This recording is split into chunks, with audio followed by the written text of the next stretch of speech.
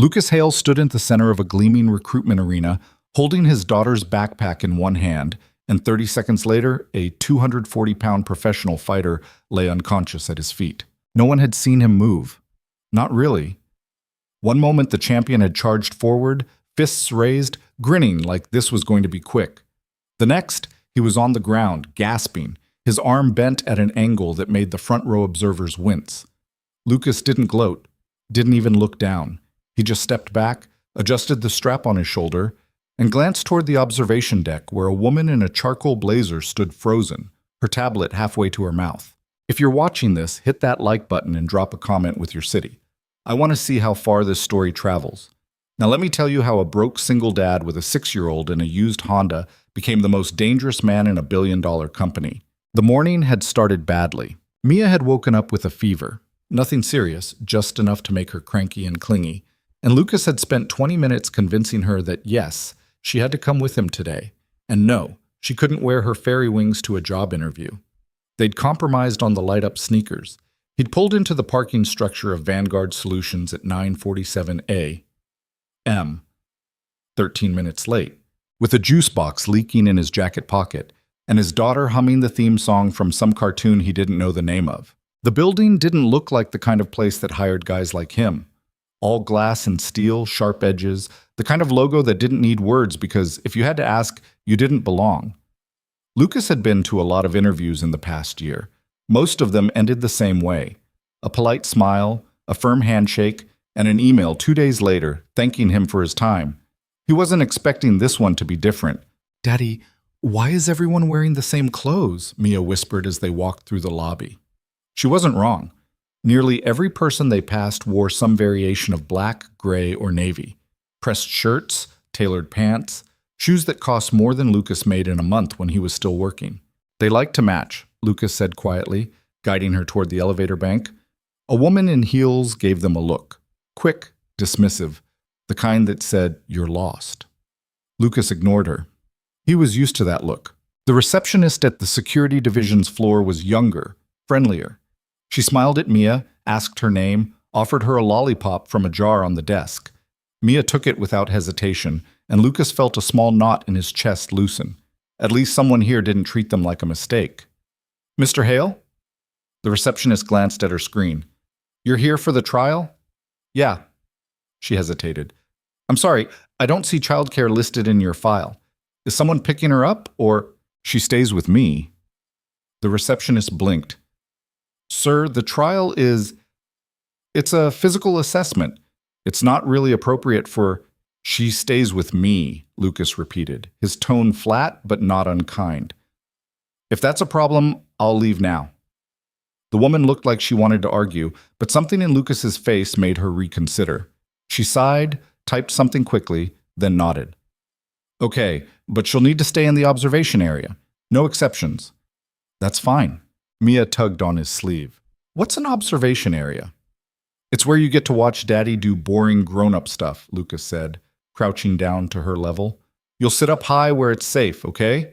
And if you need me, you wave. I'll see you." "Promise?" "Promise." She hugged him, sticky lollipop and all, and he felt that knot tighten again. He kissed the top of her head, then stood and followed the receptionist down a long hallway that smelled like new carpet and expensive air freshener. The trial space was nothing like Lucas had imagined. He'd expected a gym, maybe some weights, a few punching bags, a treadmill. Instead, he walked into what looked like a small stadium. The floor was padded, marked with white lines like a competition mat. Overhead lights glared down from a grid of steel beams. On one side, a wall of floor-to-ceiling windows overlooked the city. On the other, an observation deck with theater-style seating, already half full. Lucas counted 12 other candidates, all men, all younger than him, most of them by a decade. They wore athletic gear, compression shirts, name-brand sneakers, the kind of confidence that came from knowing they looked good. A few of them glanced at Lucas when he walked in, then looked away, unimpressed. He didn't blame them. He was wearing a faded gray t-shirt, old jeans, and running shoes he'd bought at a discount store 3 years ago. His hair needed a cut. His jaw needed a shave. He looked exactly like what he was, a guy who'd been barely scraping by for too long. A man in a Vanguard Solutions polo shirt stepped onto the mat, clipboard in hand. He was built like a bulldog, short, thick, neck wider than his head. His voice matched. "Listen up. My name's Garrett. I run security operations for this company, and I don't have time to waste. You're here because someone thought you might be worth a look." Emphasis on might. This trial is simple. You'll face one opponent in a controlled engagement. No weapons, no biting, no eye gouging, no groin shots. Everything else is fair game. You get 3 minutes. Impress me, you move forward. Bore me, you're out. Questions? No one spoke. Garrett grinned. "Good. We'll go alphabetically. First up," he glanced at his clipboard. "Hale. Lucas Hale." Lucas felt every pair of eyes in the room turn toward him. A few of the candidates smirked. One of them muttered something to the guy next to him, and they both laughed. Lucas walked onto the mat. Garrett looked him up and down, frowning. "You're 32. "Yeah." "Most of these guys are fresh out of the service. You got any recent combat experience?" "No." "Any certifications, training?" "No." Garrett's frown deepened. "Then what the hell are you doing here?" Lucas met his eyes. "I need a job." For a moment, Garrett just stared at him. Then he shook his head and turned toward the observation deck, raising his voice. "Ms. Quinn, we've got a walk-in with no credentials. You want me to skip him?" Lucas followed his gaze. She was standing at the front of the deck, arms crossed, her expression unreadable. Mid-20s, maybe. Dark hair pulled back in a way that looked effortless, but probably wasn't. She wore a charcoal blazer over a white shirt, no jewelry except a watch that caught the light when she moved. She looked like someone who'd been making decisions since before she could vote, and hadn't regretted a single one. Elara Quinn. Lucas had done his research. 26 years old, CEO of Vanguard Solutions. Stanford grad. Forbes 30 under 30. The articles called her a prodigy. The forums called her a lot of other things. She didn't answer Garrett right away. Instead, she looked at Lucas. Really looked. The kind of look that stripped away excuses and saw what was underneath. Finally, she spoke. Her voice was calm, clear, and completely confident. "Let him try." Garrett shrugged. "Your call." He turned back to Lucas. "You're up against Bryce. He's a heavyweight MMA fighter, went pro for 2 years before we hired him. If you're smart, you'll tap out before he breaks something." Lucas said nothing. Bryce stepped onto the mat. He was massive, 6'3", maybe 240, shoulders like a linebacker. He rolled his neck, cracked his knuckles, and grinned at Lucas like this was going to be fun. "No hard feelings, old man," Bryce said. Lucas set Mia's backpack down at the edge of the mat. He didn't stretch, didn't bounce on his toes. He just stood there, hands at his sides, breathing slow and even. Garrett raised his hand. 3 minutes. Go. Bryce came in fast. He closed the distance in 2 steps, throwing a jab-cross combination that would have dropped most people on contact. Lucas didn't block. He shifted his weight, angled his shoulder, and let the punches slide past him by inches. Bryce followed with a hook aimed at Lucas's ribs. Lucas caught the arm mid-swing, twisted, and used Bryce's own momentum to pull him off balance. Bryce stumbled. His eyes widened, not with fear but surprise. He recovered quickly, resetting his stance, circling now instead of charging. He feinted left, then shot in low, trying for a takedown. It was a good move, clean, fast. Lucas sidestepped, drove his elbow down into the back of Bryce's neck, and swept his legs out from under him in one smooth motion. Bryce hit the mat hard. The sound echoed through the room. He tried to roll, to get back up, but Lucas was already on him. Not flashy, not brutal, just efficient. He locked Bryce's arm behind his back, applied pressure to the shoulder joint, and leaned in close. Tap, Lucas said quietly. Bryce didn't tap. He tried to power out of it, twisting his body, using his weight. Lucas adjusted, tightened the hold, and Bryce gasped. His free hand slapped the mat twice. Lucas let go immediately and stood up. Bryce stayed down, breathing hard, his face red. He looked up at Lucas like he'd just been hit by a truck he never saw coming. The room was silent. Garrett stared at his stopwatch. 18 seconds. Lucas picked up Mia's backpack and walked off the mat without a word.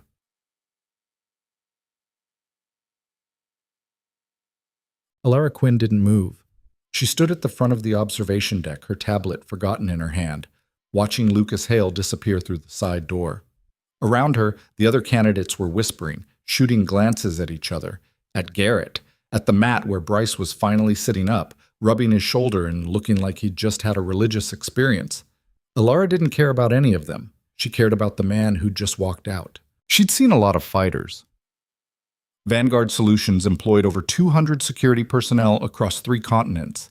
She'd watched countless trials, reviewed endless footage, sat through demonstrations by former Navy SEALs, Brazilian Jiu-Jitsu black belts, Krav Maga instructors. She knew what good looked like. Lucas Hale wasn't good. He was something else entirely.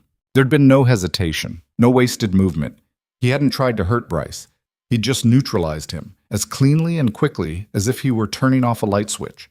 And the whole time his expression hadn't changed. No anger, no adrenaline, just focus. Alara pulled out her phone and texted Garrett. Hire him. Immediately. 3 dots appeared. Then, you serious? Yes. What position?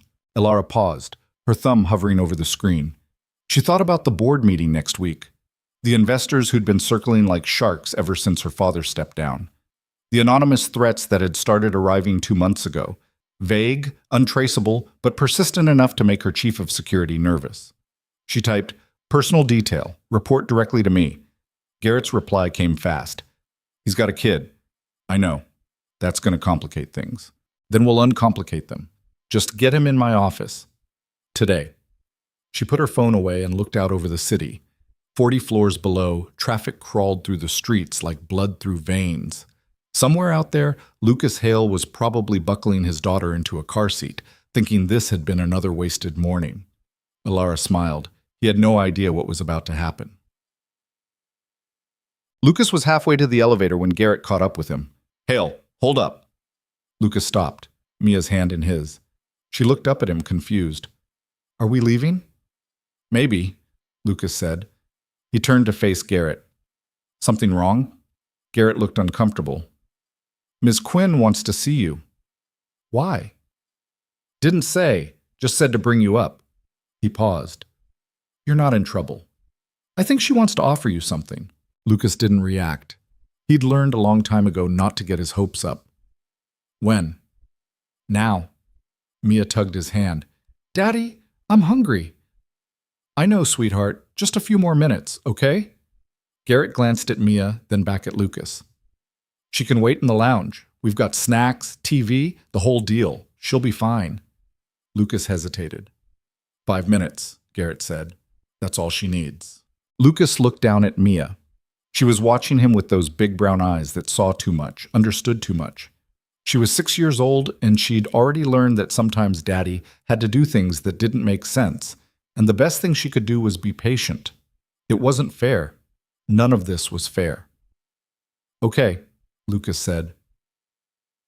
Tomasikt. Alara's office was on the top floor. Lucas had expected something cold. Minimalist. All glass and chrome like the rest of the building. Instead, he stepped into a space that felt lived in. There was a desk, yes, massive, dark wood, expensive, but there were also bookshelves crammed with texts on engineering, economics, philosophy. A worn leather couch, a coffee table covered in prototypes and schematics. A window that stretched the entire length of the wall, offering a view of the city that made Lucas feel like he was standing on the edge of the world. Alara was at her desk, typing. She didn't look up when he entered. Sit, she said. Lucas sat. She finished whatever she was writing, then closed her laptop and folded her hands on the desk. When she finally looked at him, her gaze was sharp, assessing. You're not what I expected, she said. I get that a lot. Where did you train? Nowhere official. Nowhere official, she repeated. So you just, what? Taught yourself to dismantle a professional fighter in under 20 seconds? Lucas said nothing. Alara leaned back in her chair. I've been running this company for 3 years. In that time, I've hired over 50 people for personal security. Most of them lasted less than 6 months. Do you know why? No, because they didn't understand the job. They thought it was about being tough, or fast, or intimidating, but it's not. It's about seeing what's coming before it gets there.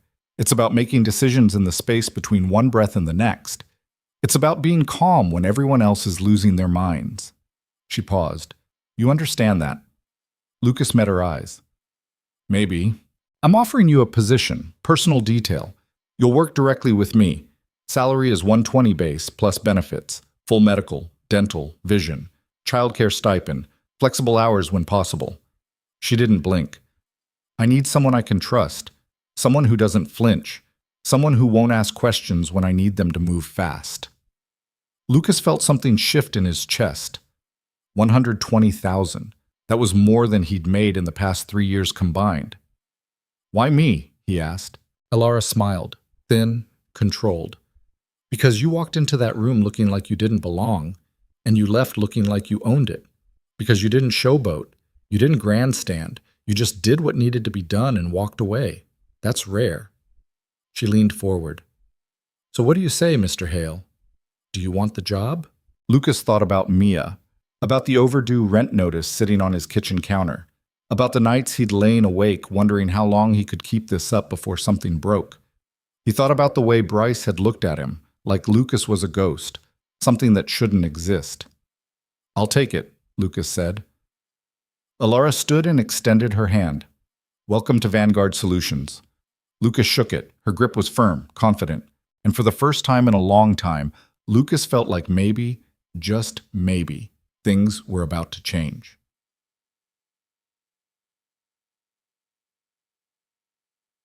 Lucas started the next morning.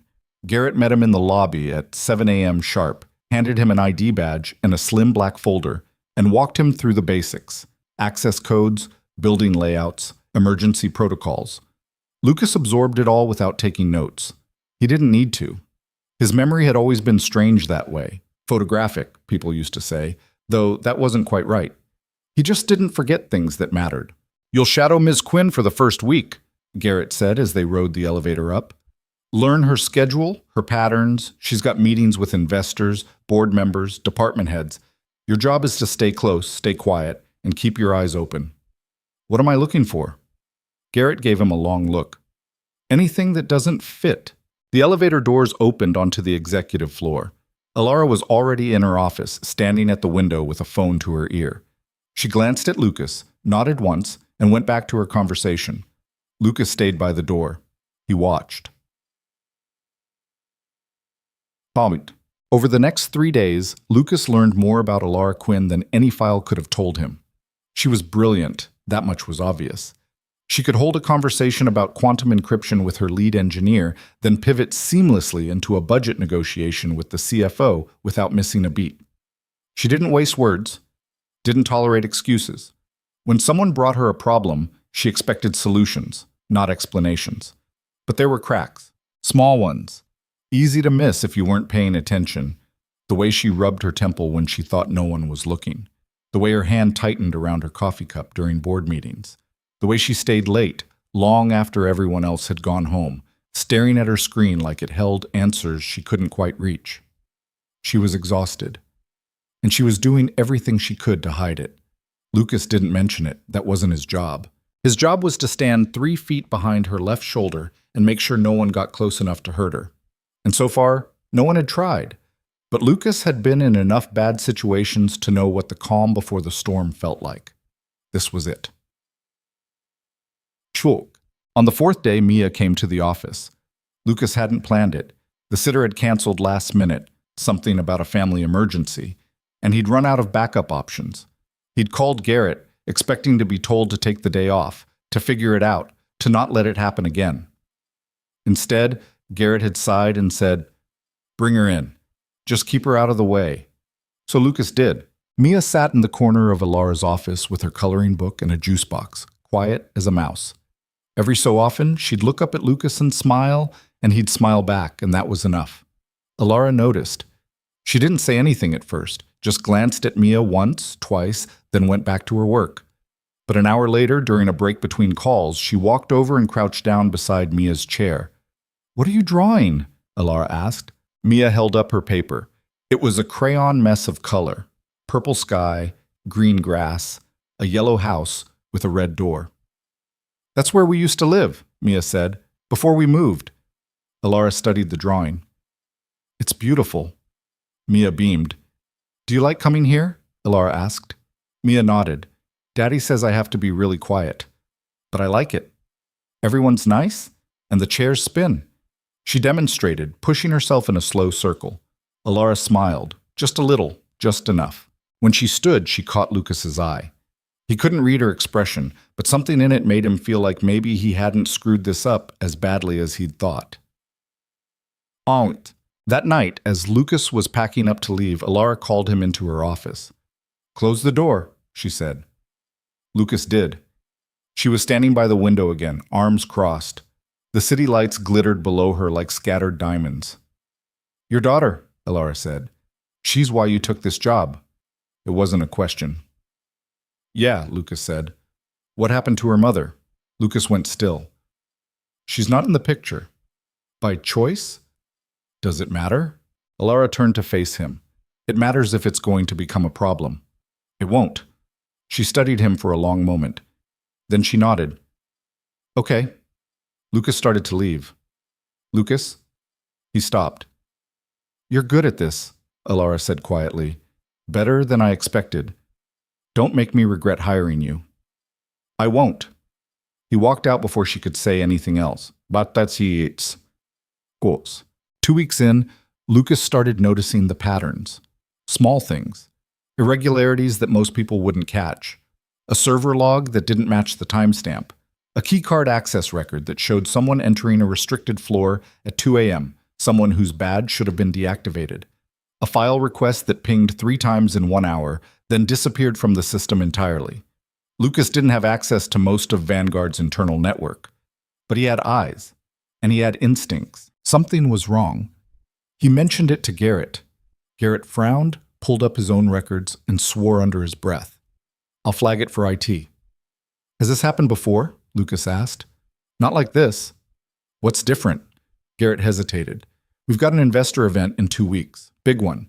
If someone wanted to make a move, that'd be the time." Lucas filed that away. Bam. The event was black tie. Lucas didn't own a tux. Vanguard provided one. It fit better than anything he'd ever worn, and he hated it immediately.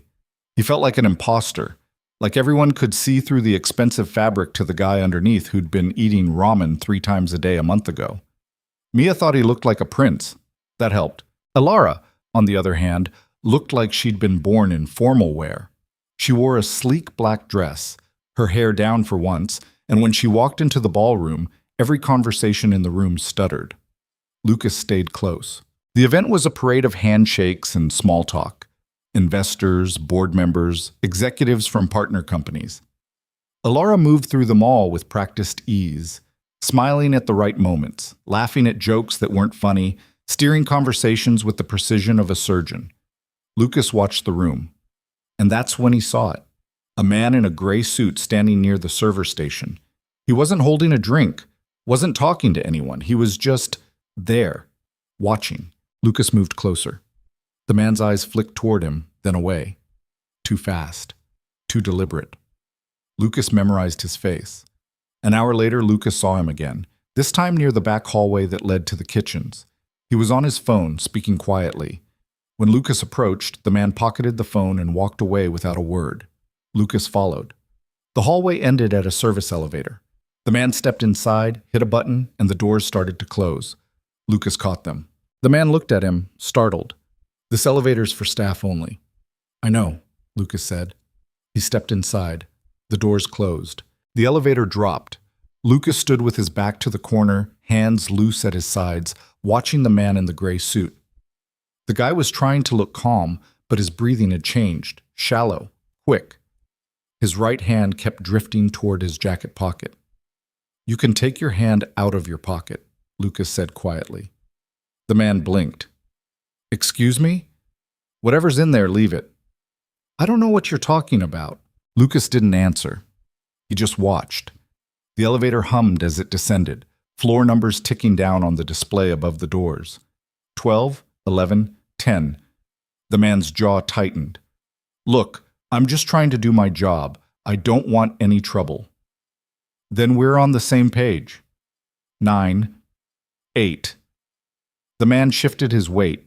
His hand moved again, this time faster, reaching into his jacket. Lucas moved faster. He closed the distance in half a second, caught the man's wrist, and slammed it against the elevator wall.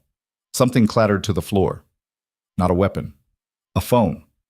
The screen was lit up, a messaging app open, text half-typed. Lucas kicked it into the corner and tightened his grip. Who are you texting? Nobody. Let go of me. Wrong answer. Lucas twisted the wrist just enough to make his point. The man gasped, his face going red. Okay. I'm with Helix. Helix Security Consulting. We were hired to do an audit. An audit? Yes, internal review. Ms. Quinn requested it 2 months ago. Lucas didn't let go. Show me your credentials. The man fumbled with his free hand, pulling out a laminated ID card. Lucas glanced at it. The photo matched. The company name checked out. But something still felt wrong. Why are you texting during an event? Lucas asked. I was updating my supervisor. That's standard protocol. And why were you watching Ms. Quinn? The man hesitated. That's part of the audit. We observe executive behavior, identify security gaps, assess vulnerability points. Lucas released him and stepped back. The elevator chimed. Ground floor. The doors opened onto a dim service corridor. The man grabbed his phone, straightened his jacket, and walked out without looking back. Lucas let him go, but he memorized the name on the ID card. By the time Lucas returned to the ballroom, Alara was finishing a conversation with a silver-haired investor who looked like he owned half the city. She caught Lucas's eye across the room, and he gave her a small nod. Everything's fine. She didn't look convinced. 20 minutes later, she excused herself and headed for the terrace. Lucas followed. The night air was cool, sharp. The city stretched out below them, a grid of light and shadow. Alara stood at the railing, her back to him, shoulders tight. What happened? She asked without turning around. There was a man, said he works for Helix Security Consulting, claims you hired them for an internal audit. Alara went very still. Helix? Yeah, you know them? No. She turned to face him, and for the first time since Lucas had met her, she looked genuinely rattled. I didn't hire anyone named Helix. Lucas felt the ground shift beneath him. You're sure? I'm sure. Her voice was clipped, controlled, but there was an edge to it now. What did he look like? Lucas described him. The gray suit, the nervous energy. The phone.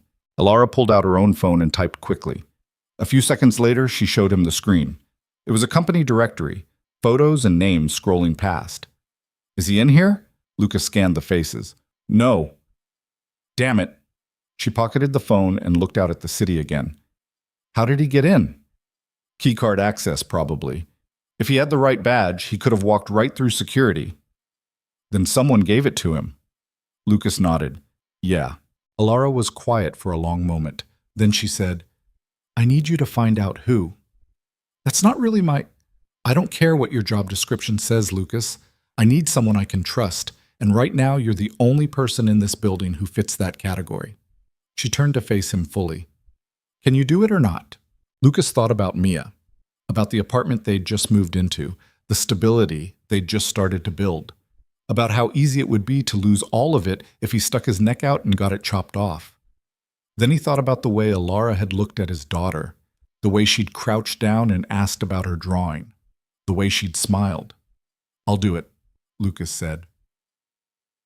Oops. The next morning, Lucas went to see Garrett. Garrett's office was a cluttered mess of monitors, file cabinets, and empty coffee cups. He looked up when Lucas walked in, already frowning. If this is about the guy from last night, I already ran his ID. Helix is a real company, but they've got no active contracts with us. I flagged it, sent it up the chain. Who'd you send it to? Director of Operations, Marcus Treadwell. Lucas filed the name away. What'd he say? Nothing yet. He's in meetings all day. Garrett leaned back in his chair. Why? You think this is bigger than some random guy sneaking into a party? Yeah, Lucas said. I do. Garrett studied him. You got instincts, Hale. I'll give you that. But you've been here 3 weeks. You don't know how things work yet. Then explain it to me, Garrett sighed. Vanguard's got a lot of enemies. Competitors who want our tech. Investors who want control. Politicians who want leverage. Half the people at that event last night would sell us out for the right price, but they don't send guys in gray suits to do it. They're smarter than that. So what are you saying? I'm saying maybe you're seeing smoke where there's no fire. Lucas shook his head. There's a fire. You just haven't seen it yet. Garrett didn't argue, but he didn't agree either. Lucas spent the rest of the day digging. He didn't have access to most of Vanguard's internal systems, but he had his badge, his eyes, and a lot of patience. He started with the security logs, the ones Garrett had shown him weeks ago, the keycard entries, the timestamp discrepancies. He cross-referenced them with the staff directory looking for patterns. Who'd been accessing restricted floors at odd hours? Who'd logged in from multiple locations in the same 10-minute window? Who'd requested files they had no reason to need? 3 names stood out.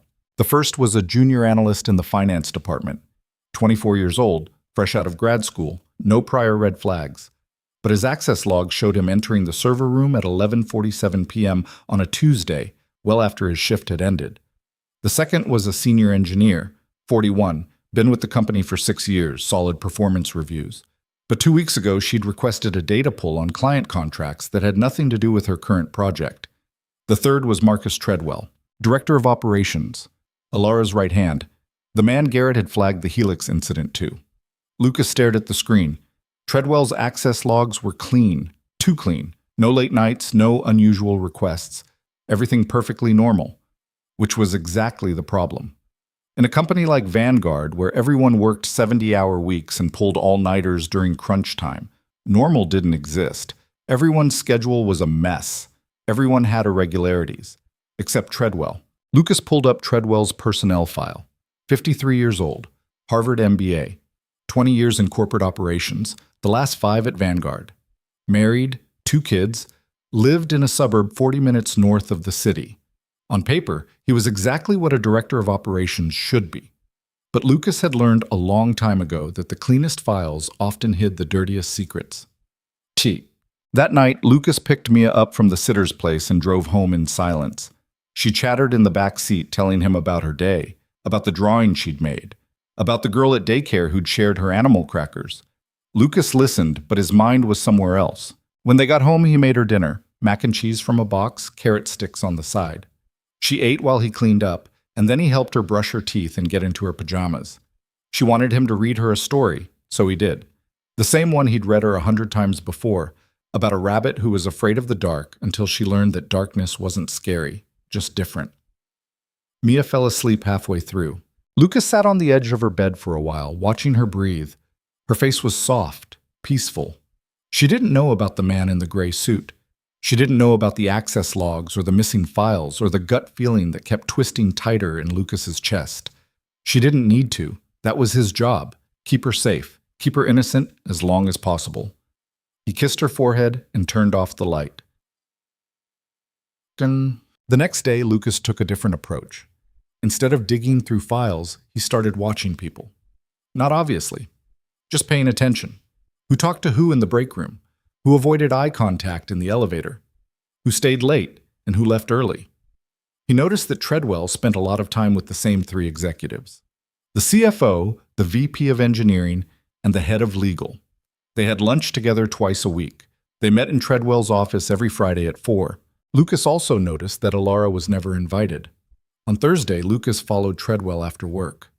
It wasn't hard. Treadwell left the building at 6:15, same as always, and walked 3 blocks to a parking garage. Lucas stayed a block behind, hands in his pockets, looking like just another guy heading home after a long day. Treadwell got into a black sedan and drove north. Lucas followed in his beat-up Honda, keeping 2 cars between them. Traffic was heavy, which helped. Treadwell didn't seem to be in a hurry. He drove the speed limit, used his turn signal, stopped at every yellow light. 40 minutes later, Treadwell pulled into the driveway of a 2-story house in a neighborhood where every lawn looked the same. Lucas drove past, parked a block away, and waited. An hour passed. Then 2. At 9:30, Treadwell's garage door opened. He backed out alone and drove south. Lucas followed. This time, Treadwell didn't go home. He drove to a strip mall on the edge of the city and parked outside a 24-hour diner. Lucas watched from across the lot as Treadwell went inside, sat in a booth by the window, and ordered coffee. 10 minutes later, another man walked in. Lucas recognized him immediately. Gray suit, nervous energy, the guy from the elevator. Lucas stayed in his car and watched through the diner window. Treadwell and the man talked for 20 minutes. No food, just coffee. The conversation looked calm, professional. At one point, the man pulled out his phone and showed Treadwell something on the screen. Treadwell nodded, said something, and the man put the phone away. Then Treadwell slid an envelope across the table. The man took it, stood, and left without another word. Treadwell stayed for another 5 minutes, finished his coffee, and paid the bill. When he walked out, he looked tired. Not nervous, not guilty, just tired. Lucas waited until Treadwell's car disappeared down the street. Then he went inside. The waitress behind the counter gave him a weary smile. "Just you tonight?" "Yeah. Sit anywhere you like." Lucas slid into the booth where Treadwell had been sitting. He scanned the table, the floor, the seat cushions. Nothing obvious. No forgotten papers, no dropped receipts. He was about to give up when he noticed something small and white wedged between the seat cushion and the wall. A business card. Lucas pulled it out. The front was blank except for a phone number. No name, no company, just 10 digits in plain black ink. Lucas pocketed it and left.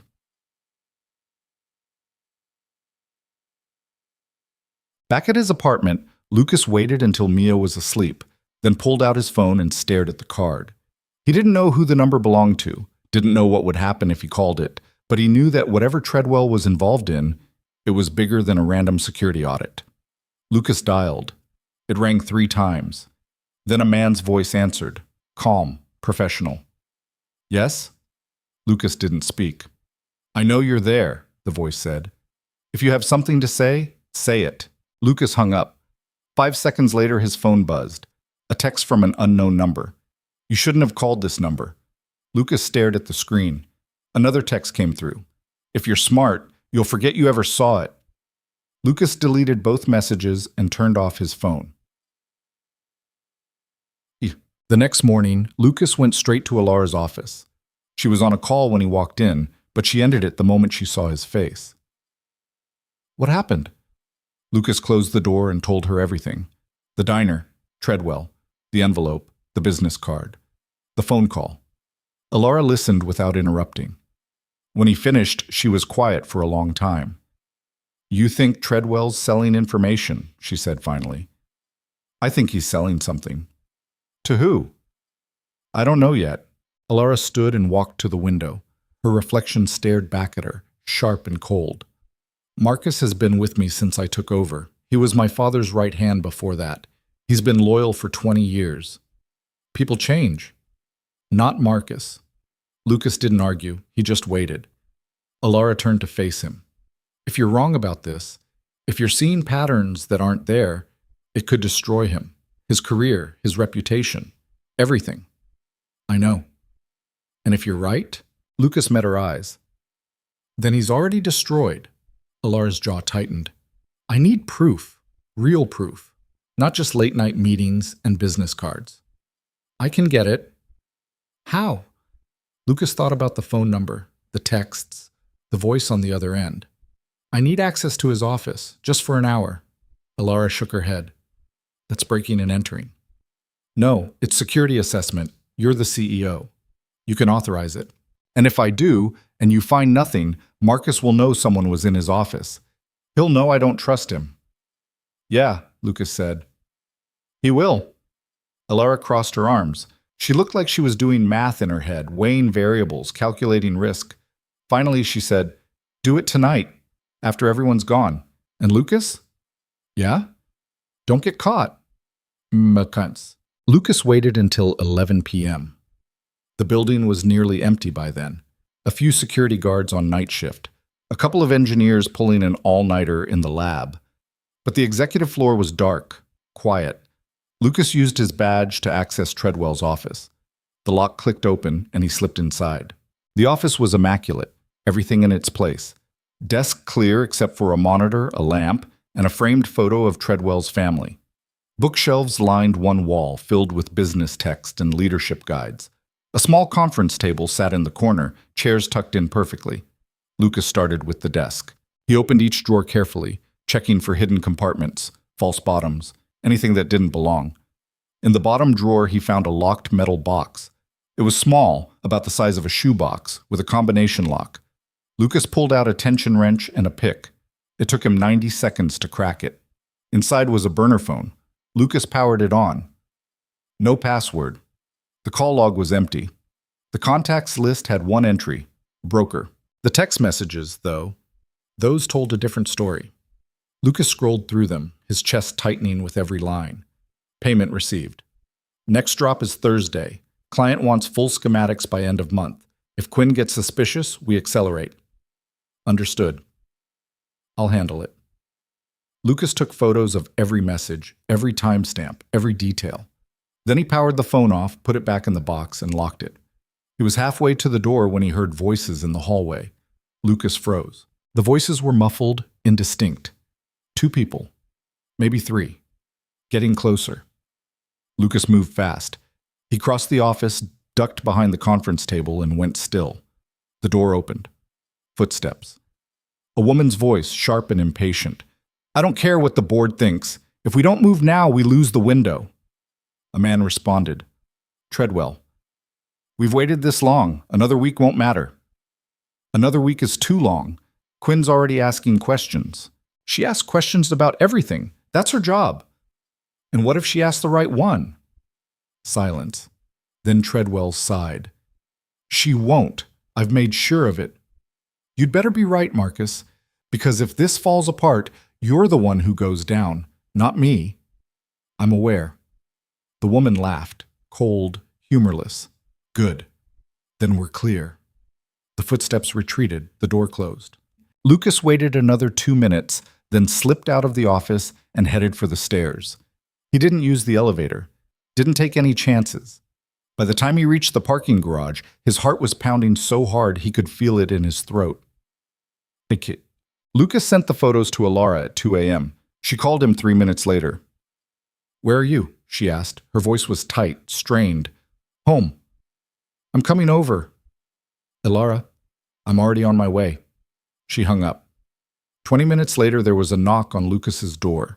He opened it to find Alara standing in the hallway, still in the clothes she'd worn to work, her face pale and drawn. Can I come in? She asked. Lucas stepped aside. She walked past him into the small living room, her eyes sweeping over the second-hand furniture, the toys scattered across the floor, the kitchen counter cluttered with dishes. She didn't say anything about it. She just stood there, arms crossed, looking like she was holding herself together by sheer force of will. I read the messages, she said quietly. Yeah. It's him. It's really him. Lucas nodded. Alara closed her eyes. When she opened them again, they were wet.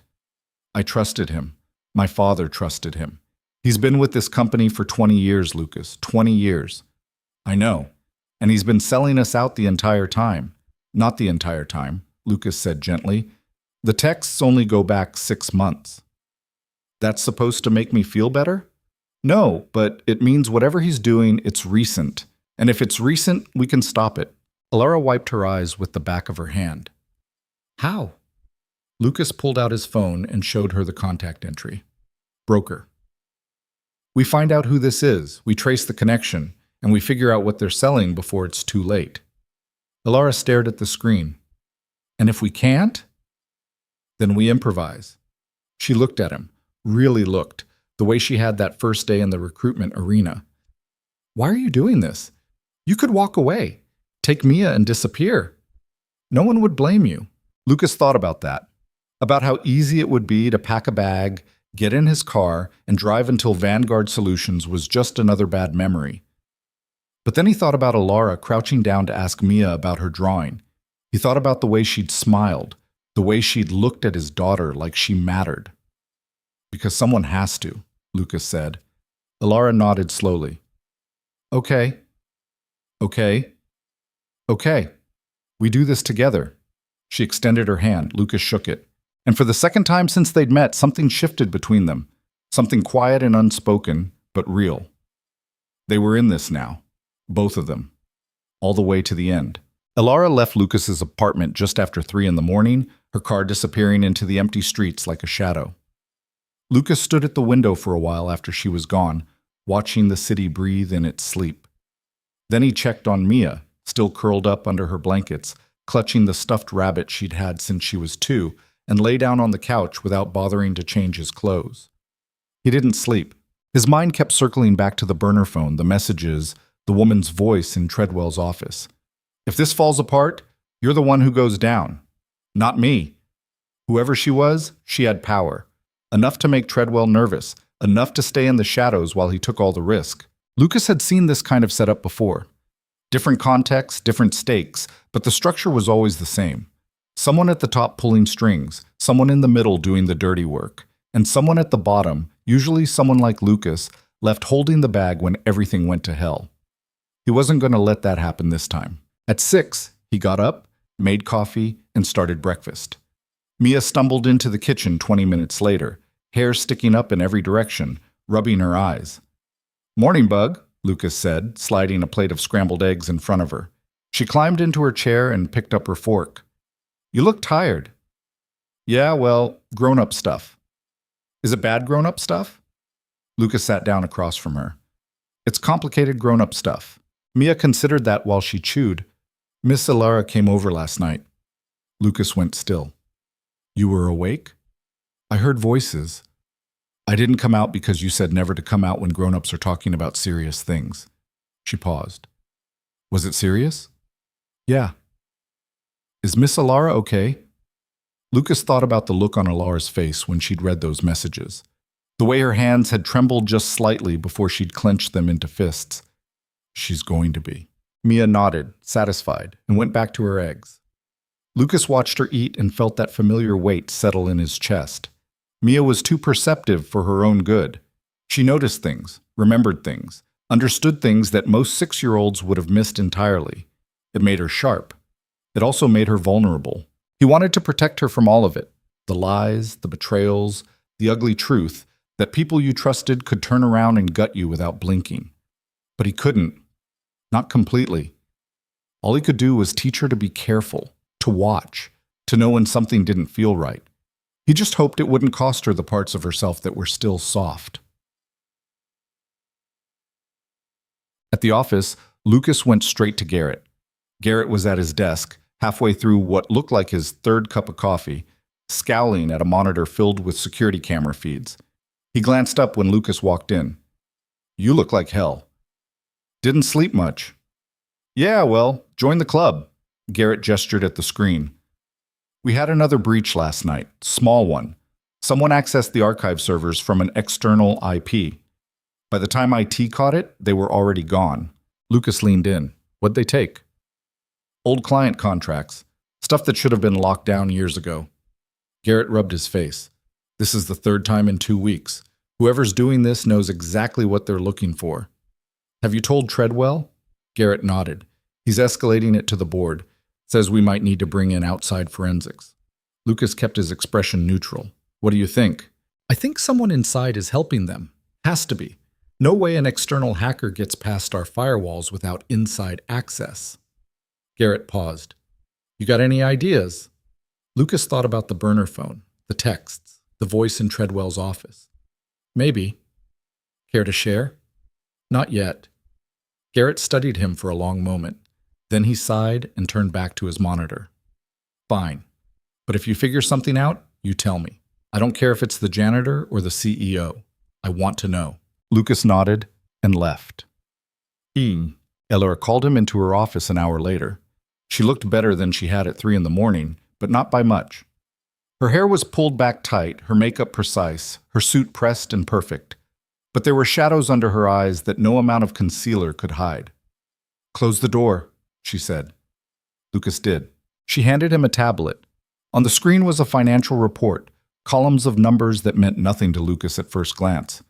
Ilara tapped one of the entries. "This is a payment authorization, $10 million, transferred to an offshore account 3 weeks ago. It's listed as a consulting fee." Consulting for what? That's the problem. There's no project attached to it, no contract, no invoice, just the authorization and the transfer. She scrolled down, and it was signed off by Marcus Treadwell. Lucas felt something cold settle in his gut. "How'd you find this?" "I went through every financial transaction over the past 6 months. Every payment, every transfer, every expense report." She looked up at him. There are 4 more just like it. Smaller amounts, different accounts, but the same pattern. All authorized by Marcus. All unaccounted for. Total? 32 million. Lucas let out a slow breath. That's not selling information. That's wholesale theft. Alara nodded. And if the board finds out before I can fix it, they'll assume I knew. They'll assume I authorized it. Marcus made sure of that. How? She pulled up another document. Every one of these payments went through my approval queue. I signed off on them without reviewing the details because Marcus told me they were routine operational expenses. I trusted him. Her voice cracked just slightly. I didn't even look. Lucas set the tablet down. So what's the play? We confront him, privately. Give him a chance to explain. And if he runs, then we stop him. Lucas shook his head. He won't run. Not yet. He's too deep in this. If he bolts now, whoever he's working with will cut him loose and he'll take the fall alone. He knows that. So what do you suggest? Lucas thought about it. We wait. Let him think he's safe. Let him make his next move. And when he does, we're ready. Alara didn't look convinced. That's a hell of a risk. Yeah, but it's the only way we catch everyone involved. Not just Marcus. She was quiet for a long time. Then she said, The investor event is in 4 days. I know. If they're planning something, that's when it'll happen. Maximum visibility, maximum damage. Lucas nodded. Which means we've got 4 days to figure out what they're planning and how to stop it. Alara met his eyes. No pressure. Over the next 3 days, Lucas barely slept. He spent every free moment digging through files, cross-referencing access logs, tracing financial transactions. Alara worked alongside him, pulling data from systems Lucas didn't even know existed. They worked late into the night, fueled by coffee and adrenaline, piecing together a picture that got uglier with every new detail they uncovered. The payments weren't just theft. They were precision strikes designed to bleed the company dry without anyone noticing until it was too late. And the data breaches weren't random. They were targeted extractions of proprietary technology, schematics, algorithms, client lists, everything Vanguard had built over the past decade. Whoever was behind this wasn't just stealing money. They were dismantling the company from the inside out. On the third night, Lucas found the connection. He was scrolling through employee records when he noticed something strange. The woman from Treadwell's office, the one with the sharp voice, had to be someone with access to his schedule, someone he met with regularly. Lucas pulled up the executive calendar and started looking for patterns. And there it was. Every Friday at 4, Treadwell met with the same 3 people. The CFO, the VP of engineering, the head of legal. But one name appeared more often than the others, in smaller, unscheduled meetings scattered throughout the week. Vanessa Cho, Chief Financial Officer. Lucas pulled up her file. 50 years old. Wharton MBA. 25 years in corporate finance, the last 8 at Vanguard. She'd been hired 6 months before Alara took over as CEO, brought in by Alara's father to stabilize the books after a rough quarter. Lucas kept reading. 3 months ago, Vanessa had purchased a second home. Cash. No mortgage. Price tag. $4.2 million. 6 weeks ago, her daughter had enrolled in a private university in Switzerland. Tuition? $90,000 a year. 2 weeks ago, Vanessa's husband had bought a vintage Ferrari. Paid in full. None of it was illegal. But all of it was expensive. More expensive than a CFO's salary could comfortably cover, even with bonuses and stock options. Lucas showed Alara the records. She stared at the screen, her face going pale. Vanessa. You know her well? She's been advising me since I took over. She was the one who recommended Marcus for director of operations. Alara's hands tightened on the edge of the desk. She's been in my office every week. She's had dinner at my house. I thought... She stopped, swallowed hard. I thought she was a friend. Lucas didn't say anything. There wasn't anything to say. Alara stood abruptly and walked to the window. Outside, the city glittered in the darkness, indifferent and cold. How do we prove it? Same way we proved Marcus. We get her on record. How? Lucas thought about the burner phone, the contact labeled broker. We make her think the deal's falling apart, force her to reach out. And when she does, We're listening. Alara turned to face him. That's entrapment. No, it's insurance. She didn't argue. She just nodded once and said, Do it. The next morning, Lucas went to see Marcus Treadwell. He found him in his office, sitting at his desk, looking perfectly calm. Treadwell glanced up when Lucas walked in and smiled. Lucas, what can I do for you? I need to talk to you about the investor event. Of course. What's on your mind? Lucas closed the door and sat down across from him. Garrett's worried about security, the breaches, the access logs. He thinks someone inside might be compromised. Treadwell's smile didn't waver. Garrett worries too much. We've already brought in outside consultants. They'll have a full report by next week. What if next week's too late? Treadwell leaned back in his chair. You think something's going to happen at the event? I think it's a possibility. Based on what? Lucas met his eyes. Instinct. Treadwell studied him for a long moment. Then he nodded slowly. All right, I'll have security run another sweep. Tighten the perimeter. Will that satisfy you? Yeah. Good. Treadwell stood and extended his hand. I appreciate you looking out for the company, Lucas. Not everyone takes their job as seriously as you do. Lucas shook his hand and left. He didn't look back. That afternoon, Alara called an emergency meeting with her senior leadership team. Lucas stood in the corner of the conference room, watching as the executives filed in. Vanessa Cho was the last to arrive. She wore a navy suit and a polite smile, carrying a leather portfolio under one arm. Alara didn't waste time. We have a problem. Someone's been siphoning money out of the company, $32 million over the past 6 months. The room erupted, voices overlapping, questions firing from every direction. Vanessa raised her hand, cutting through the noise. Do we know who? Not yet, Alara said. But we will. I've authorized a full forensic audit. Every transaction, every account, every authorization. If someone here is involved, we'll find them. Vanessa's expression didn't change.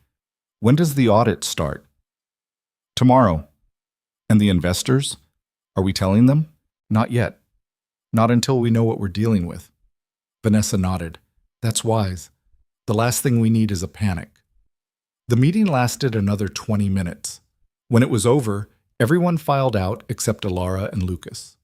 Alara sank into her chair and let out a long breath. Did you see her face? Yeah. She didn't flinch.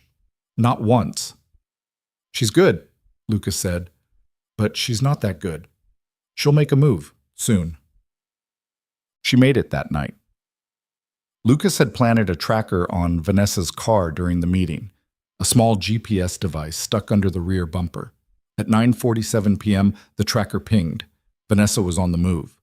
Lucas followed her from a distance, keeping 3 cars back, watching the blinking dot on his phone. She drove south, out of the city, into an industrial district where the streetlights were few and the buildings were dark. She parked outside a warehouse and got out. Lucas parked a block away and watched. 5 minutes later, a second car pulled up. A man got out. Even from a distance, Lucas recognized him. Gray suit, nervous energy. The guy from the elevator. Lucas pulled out his phone and started recording. Vanessa and the man talked for less than a minute. She handed him something, an envelope maybe, or a flash drive. He nodded, got back in his car, and drove away. Vanessa stood there for a moment looking at her phone. Then she made a call. Lucas couldn't hear what she said, but he didn't need to. He had enough. The next morning, Lucas showed Alara the footage. She watched it twice without saying a word. Then she set the phone down and closed her eyes. We take this to the board. When? Now. Lucas shook his head. Not yet. If we go to the board now, Vanessa will know. She'll destroy evidence, cover her tracks, disappear before we can lock her down. We need to wait until the event, catch her in the act. Alara looked at him like he was insane. You want to let her walk into a room full of investors while we know she's stealing from us? I want to make sure she can't wriggle out of this, and the only way to do that is to catch her red-handed. Alara stood and paced the length of her office. And if something goes wrong, if she gets away, she won't. You can't promise that. No, Lucas said, but I can promise I'll do everything I can to stop her. Alara stopped pacing and looked at him. Really looked. Why are you doing this? You could have walked away a dozen times by now. Why haven't you? Lucas thought about Mia, about the drawing she'd made of the three of them standing together, about the way Alara had smiled when she looked at it. Because some things are worth fighting for, he said.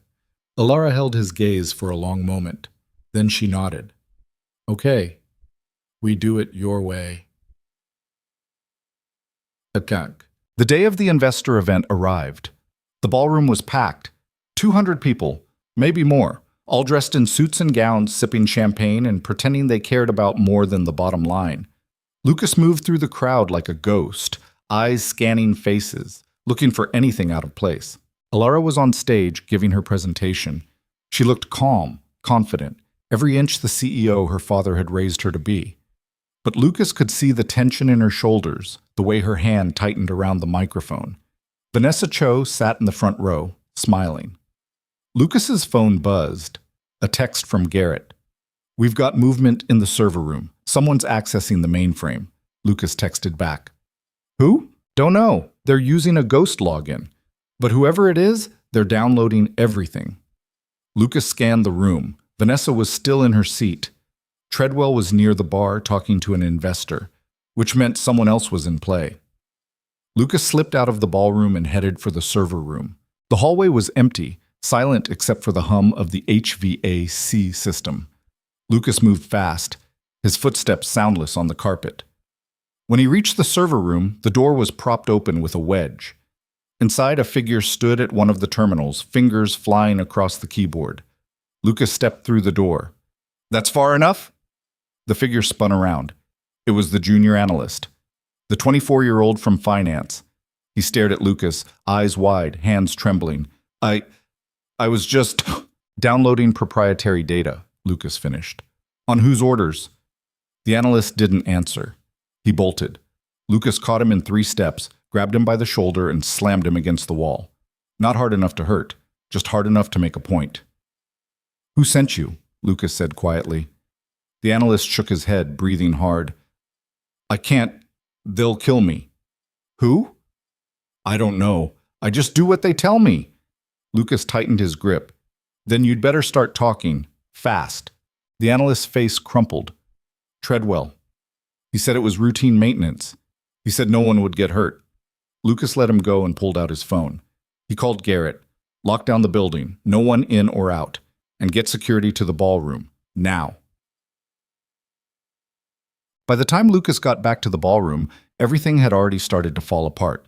The lights had gone out. Emergency backups kicked in, bathing the room in a sickly red glow.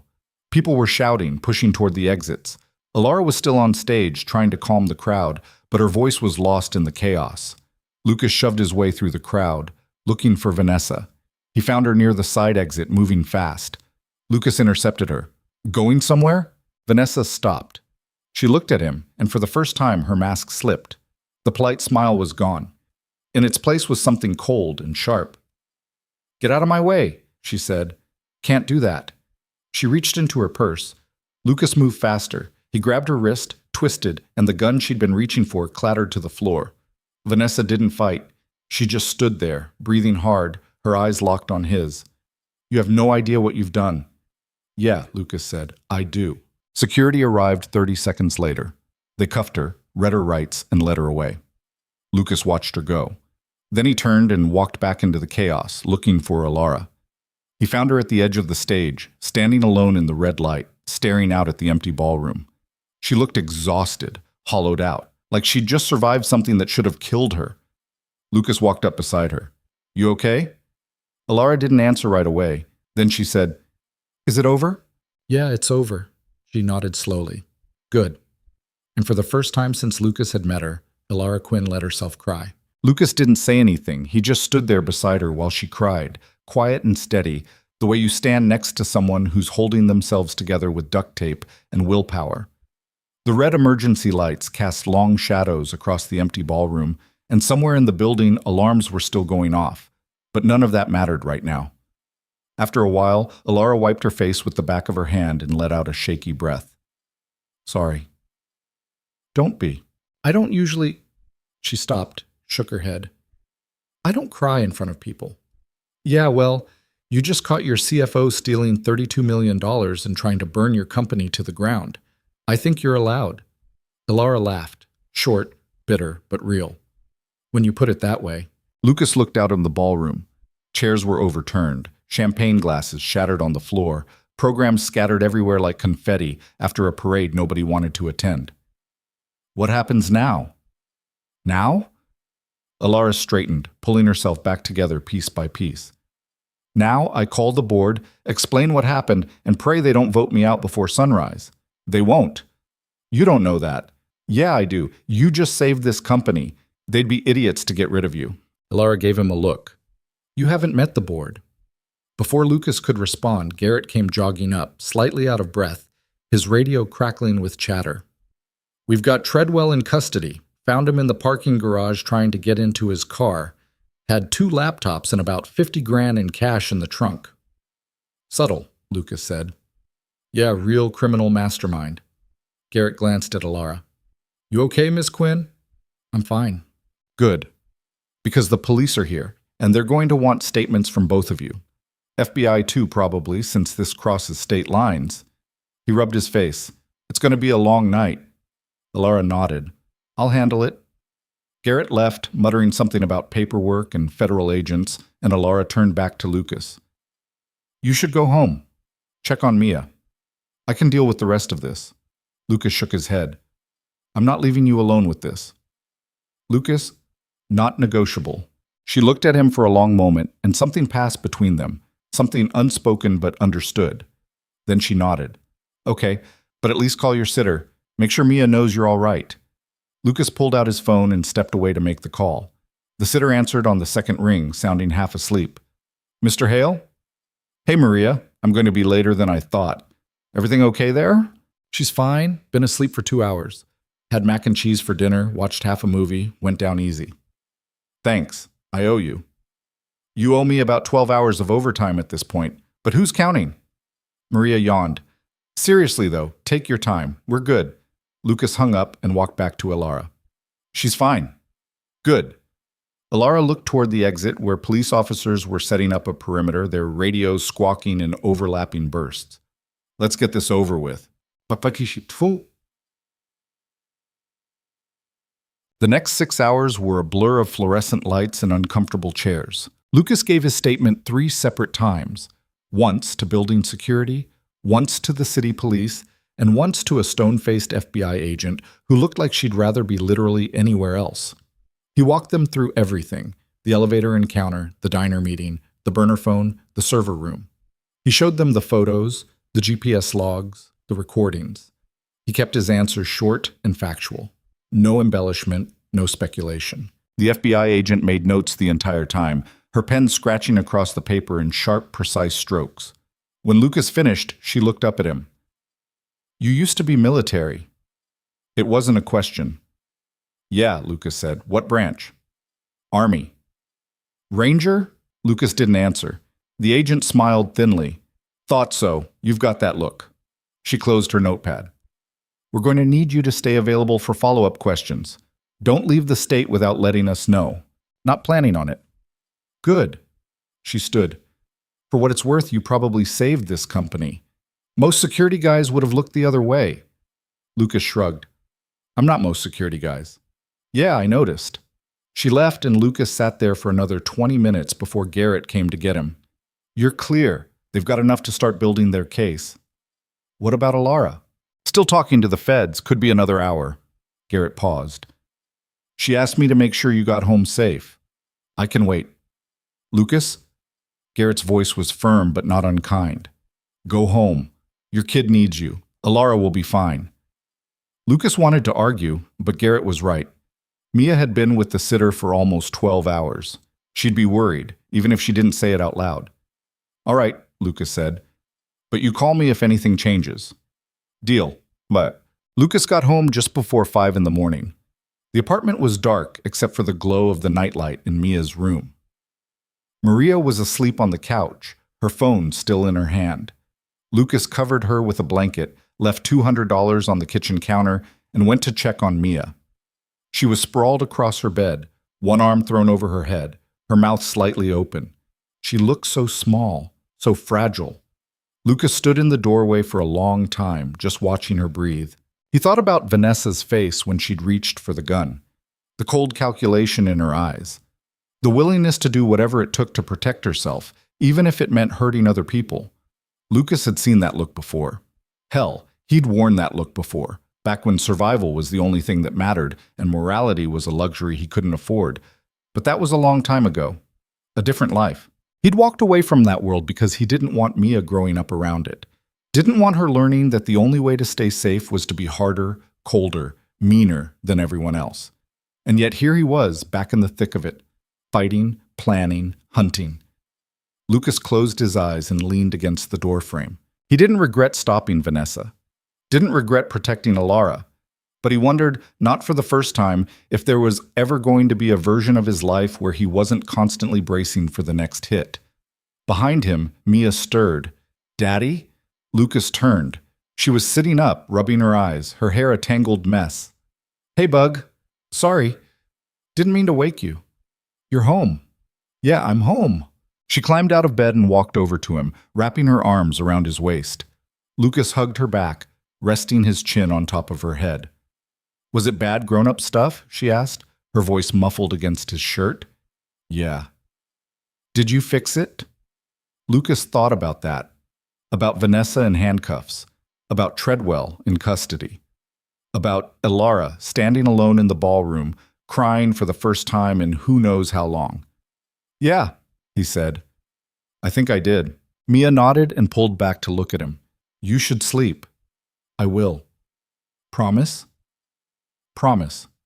She hugged him one more time, then climbed back into bed. Lucas tucked her in, kissed her forehead, and turned off the light.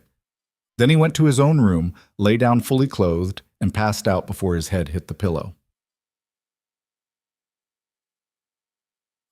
He woke up to his phone ringing. Lucas fumbled for it, squinting at the screen. "Alara," he answered. "Yeah?" "Did I wake you?" She sounded exhausted, but steady. "It's fine. What's going on?" "Can you come to the office? There's something I need to talk to you about." Lucas sat up, rubbing his face. "When?" "Now, if you can."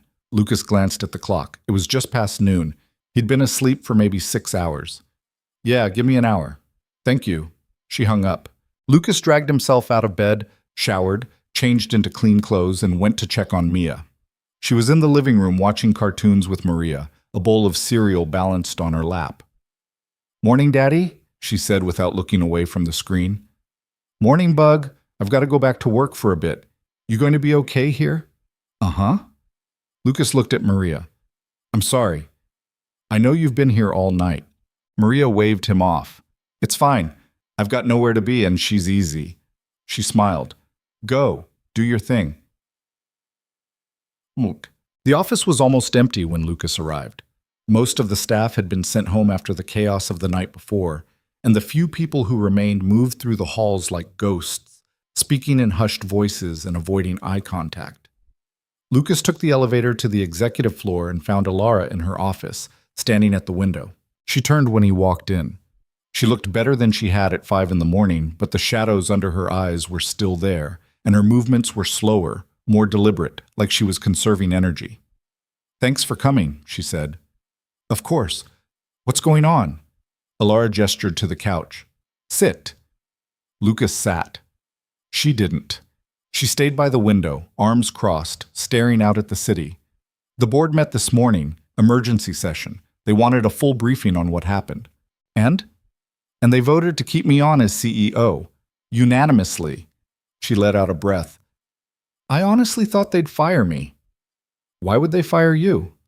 "Because $32 million disappeared on my watch, Lucas. Because I trusted the wrong people. Because I didn't see it coming." She turned to face him. "Because I failed." Lucas shook his head.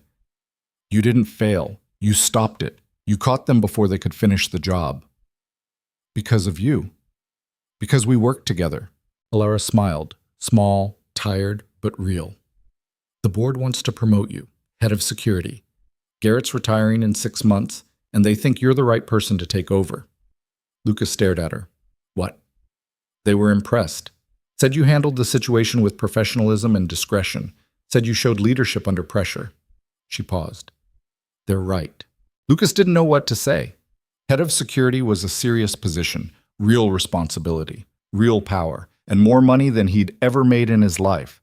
But it also meant more hours, more stress, more time away from Mia. I don't know if I'm the right guy for that, Lucas said slowly. You are. Alara, you are, she repeated, her voice firm. And I need you. Not just because you're good at your job, because I trust you. And right now, trust is the most valuable thing I have. Lucas looked at her, really looked. She was standing there with her shoulders back and her chin up, trying to project strength, but he could see the cracks, the exhaustion, the fear that if she let herself relax for even a second, everything would fall apart again. Okay, Lucas said. Okay? I'll take the job, on one condition. Alara raised an eyebrow.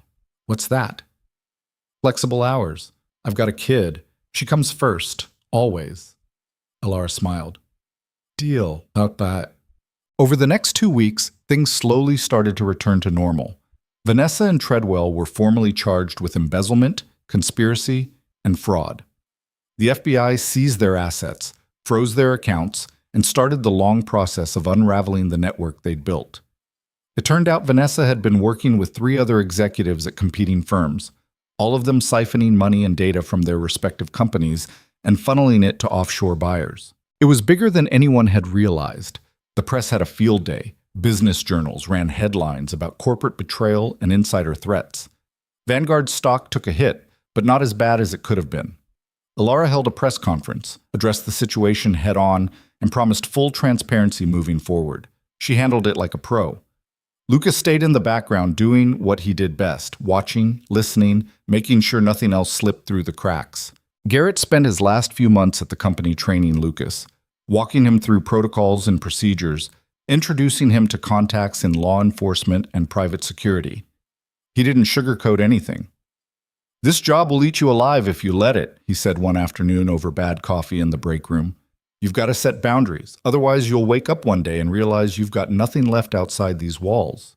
Lucas thought about Mia, about the nights he'd missed bedtime because he was working late, about the times he'd been so exhausted he could barely hold a conversation. How do you do it? Lucas asked. Garrett shrugged. I don't. That's why I'm retiring. He paused. But you've got something I didn't. You've got a reason to go home. Don't lose sight of that. One evening, about 3 weeks after the investor event, Alara asked Lucas to stay late. It wasn't unusual. They'd been working closely on the transition and there were still loose ends to tie up.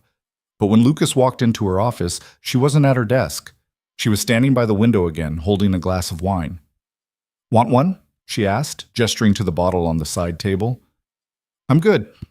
She nodded and took a sip. I've been thinking. About what happens next. After all of this settles down. Lucas leaned against the doorframe. What do you mean? Alara turned to face him. I've spent my entire life building this company, following in my father's footsteps, doing what everyone expected me to do. And I'm good at it. I know I'm good at it. She paused. But I don't know if I'm happy. Lucas didn't say anything. He just waited. And then you showed up, Alara continued. This guy with a 6-year-old and a beat-up Honda who wasn't supposed to be anything special, and you turned my entire world upside down. She smiled. In a good way. I'm not sure I'd call almost getting you killed a good thing. You didn't almost get me killed. You saved me. You saved my company. You saved everything I've worked for. She set the wine glass down. And you did it without asking for anything in return. Lucas shifted uncomfortably. That's my job. No, your job is to stand outside my office and look intimidating. What you did was something else entirely. Alara walked over to him, stopping a few feet away. I don't know how to thank you for that. You don't have to. I know, but I want to. She hesitated. Lucas, Before she could finish, Lucas's phone buzzed. He glanced at the screen. Maria. Mia's running a fever. Not bad, but thought you should know. Lucas looked up at Alara.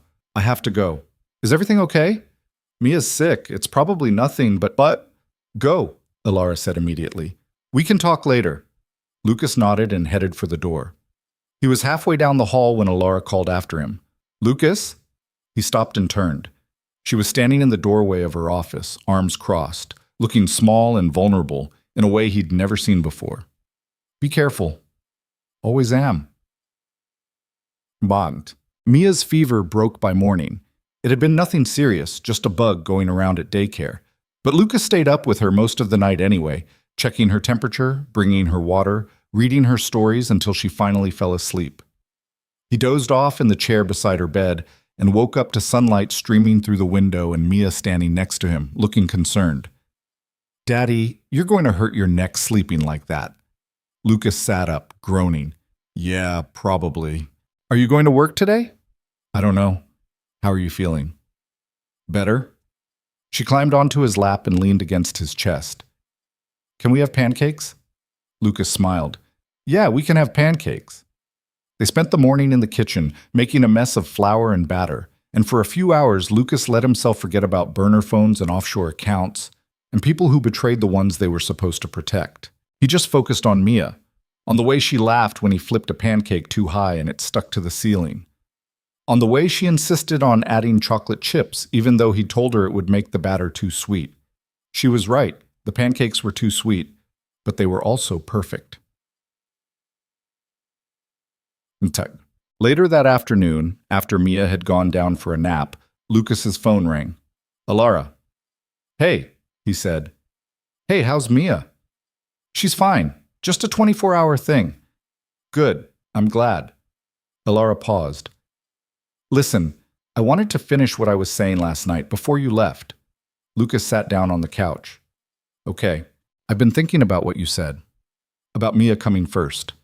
About needing balance." She took a breath. "And I realized I don't have that. I don't have anything outside of this company. No family. No real friends. Just work."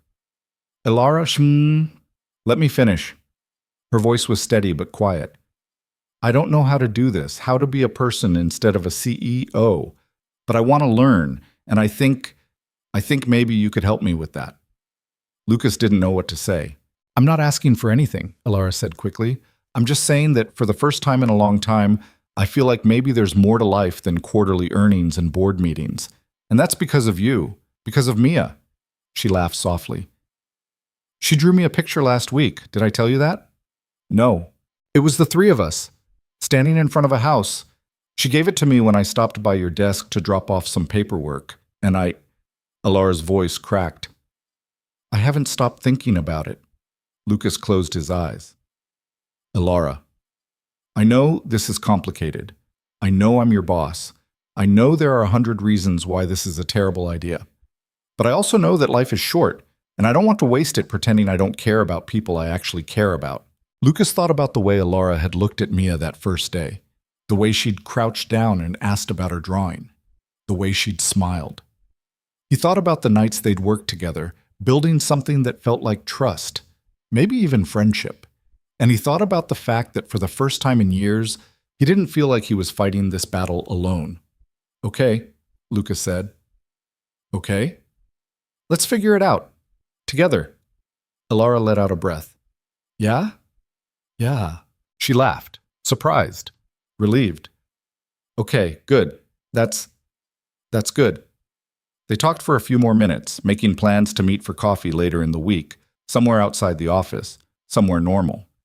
And when they hung up, Lucas sat there on the couch, staring at his phone, wondering what the hell he'd just agreed to. But he wasn't scared. For the first time in a long time, he actually felt hopeful. The coffee shop was crowded, loud, full of people who had no idea who Alara Quinn was and didn't care. She showed up in jeans and a sweater, her hair down, no makeup, looking more like a grad student than a CEO. Lucas barely recognized her. "Is this weird?" she asked, sliding into the seat across from him. "A little." "Good. I was worried it was just me." She ordered a latte, and they sat there in awkward silence for a moment before both of them started laughing. "This is ridiculous," Alara said. "Yeah. I run a billion-dollar company, and I can't figure out how to have a normal conversation over coffee." Lucas grinned. "You're doing fine." They talked for an hour. Not about work, not about Vanessa or Treadwell, or the FBI investigation. Just normal things. Books, movies, the weird quirks of living in the city. Alara told him about growing up with a father who saw the world in profit margins and growth projections, and Lucas told her about Mia's obsession with dinosaurs and her recent campaign to convince him they needed a dog. It was easy, comfortable, and when they left, walking out into the afternoon sunlight, Alara turned to him and said, "Thank you." "For what?" "For giving me a reason to care about something other than work." Lucas didn't know how to respond to that, so he just nodded, and they went their separate ways. But as Lucas drove home, he realized something had shifted, not just between him and Alara, but inside himself. For years, he'd been running. From his past, from his mistakes, from the person he used to be. He'd built walls around himself and Mia, convinced that the only way to keep her safe was to keep the world at arm's length. But maybe that wasn't true anymore. Maybe, just maybe, there was room for something more. The next 3 months passed in a way Lucas hadn't expected. Quietly, steadily, like something fragile learning to stand on its own. Garrett officially retired at the end of October, and Lucas took over as head of security with a mix of pride and terror that he did his best not to show. The job was bigger than he'd anticipated, more paperwork and meetings than actual security work, but he adapted. He hired 2 new team members, restructured the access protocols, and implemented a rotating audit system that made it nearly impossible for anyone to pull off what Vanessa and Treadwell had done. Alara threw herself into rebuilding Vanguard's reputation. She did interviews, spoke at conferences, met with investors who'd been spooked by the scandal. Slowly, painfully, the company started to recover. Stock prices stabilized. New contracts came in. The board stopped looking at her like she was one mistake away from being fired. And through it all, Lucas and Alara kept meeting for coffee. It became a routine. Every Thursday afternoon, they'd slip out of the office and meet at the same crowded coffee shop where no one knew who they were and no one cared. They talked about everything and nothing: work, family, the city, the world. Alara started asking about Mia, and Lucas started sharing stories he'd kept locked up for years. It wasn't dating. Neither of them called it that. But it was something real. One Thursday in late November, Alara showed up with a gift bag. Lucas eyed it suspiciously. "What's that?" "It's for Mia," Alara said, setting it on the table between them. "I saw it and thought she might like it." Lucas opened the bag. Inside was a stuffed triceratops, bright green with purple spots, absurdly detailed down to the texture of its scales. He looked up at Alara. "You remembered she likes dinosaurs."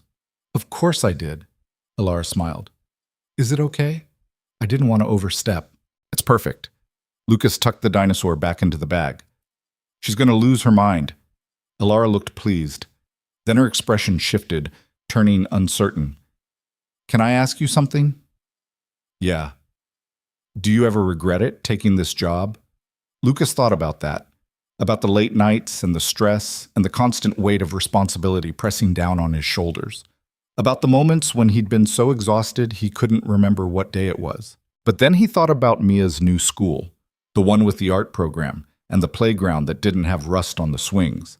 He thought about the apartment they'd moved into last month, the one with 2 bedrooms and a kitchen that had enough counter space to actually cook. He thought about the way Mia had hugged him when he told her they didn't have to worry about rent anymore. "No," Lucas said. "I don't regret it." Alara nodded. She looked like she wanted to say something else, but before she could, Lucas's phone buzzed. He glanced at the screen and frowned. "What is it?" Alara asked. "Text from building security. There's someone at the front desk asking for me. Says it's urgent." "Who?" Lucas stood, already moving toward the door. "I don't know, but I need to go." Alara grabbed her coat. "I'm coming with you." They made it back to Vanguard in 15 minutes. The man waiting in the lobby was in his mid-50s, gray hair, expensive suit, the kind of face that looked like it spent a lot of time in courtrooms. He stood when Lucas and Alara walked in. "Mr. Hale?" "That's me." The man extended his hand. "Daniel Rourke. I'm an attorney representing Marcus Treadwell." Lucas didn't shake his hand. "What do you want?" Rourke lowered his hand, unfazed. "My client would like to speak with you, in person." "Why?" "He believes he has information that could be valuable to you, and to Ms. Quinn." Rourke glanced at Alara. Information regarding the broader network that was operating through Vanguard Solutions. Alara's expression hardened. Vanessa already gave the FBI everything she had. There's nothing left to find. With all due respect, Ms. Quinn, that's not entirely accurate. Rourke pulled a folder from his briefcase and handed it to her. My client kept detailed records. Names, dates, transactions. He was planning to use them as leverage in his plea negotiations, but recent developments have convinced him that cooperation would be more beneficial. Lucas looked at Alara. She was flipping through the folder, her face going paler with every page. What developments? Lucas asked. Rourke's expression was carefully neutral. 2 days ago, someone attempted to access your personal residence, Mr. Hale. Building security flagged it as suspicious activity, but the individual left before police arrived. My client believes this was a warning. Lucas went very still. What kind of warning? The kind that says you've made some very dangerous people very unhappy. Rourke closed his briefcase. My client is willing to share what he knows, but he'll only do it in person, and only with both of you present. Alara closed the folder. When? Tomorrow, 2 o'clock. Federal Detention Center downtown. Lucas looked at Alara. She met his eyes, and he saw the same calculation running through her head that was running through his. This could be a trap. It could be a waste of time, or it could be the missing piece they needed to make sure this whole nightmare was finally over. We'll be there, Alara said. Human. That night, Lucas didn't sleep. He checked every lock in the apartment twice.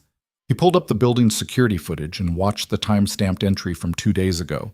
A figure in a hoodie and dark glasses, approaching his door, standing there for 30 seconds, then leaving. The angle was bad, the resolution worse. Lucas couldn't even tell if it was a man or a woman. He sat on the couch with his laptop and went through every system log, every access record, looking for patterns.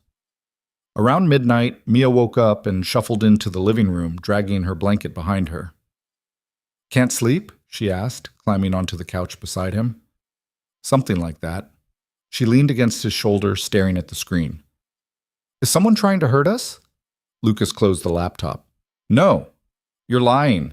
He looked down at her. She was watching him with those big, too perceptive eyes, and he realized, not for the first time, that trying to protect her by hiding the truth only made her more afraid. Maybe, he admitted. I don't know yet, but I'm being careful, and I'm not going to let anything happen to you. Mia nodded slowly. Is Miss Alara okay? Yeah, she's fine. Good, I like her. Yeah, Lucas said quietly. Me too. Mia yawned and snuggled closer. Will you stay here until I fall asleep? Yeah, Bug, I'll stay. She was out in 5 minutes. Lucas sat there with her head on his shoulder, staring at the dark screen of his laptop, and tried not to think about all the ways this could go wrong. The Federal Detention Center was exactly as depressing as Lucas had expected. Gray walls, fluorescent lights, the smell of industrial cleaner and stale air. Alara signed them in at the front desk, and they were escorted through a series of locked doors to a small visiting room with a table bolted to the floor and chairs that looked like they'd been designed to be as uncomfortable as possible. Marcus Treadwell was already there, waiting. He looked older than Lucas remembered. Thinner. The expensive suit was gone, replaced by an orange jumpsuit that hung loose on his frame. His hands were cuffed in front of him, and there were bruises under his eyes that spoke of too many sleepless nights. When Alara walked in, he flinched. Hello, Marcus, Alara said, her voice cold. Alara, thank you for coming. Don't thank me. I'm only here because your lawyer said you had information. So talk. Treadwell nodded and glanced at Lucas. You were right, about everything. I just want you to know that. Lucas said nothing. Treadwell took a shaky breath. Vanessa wasn't the top. She answered to someone else, a man named Victor Kane. He runs a network of corporate operatives, people embedded in major companies, extracting data and funneling it to the highest bidder. Vanessa brought me in 2 years ago, told me it was just a side project, easy money, nothing that would hurt the company. And you believed her, Alara said flatly. I wanted to believe her.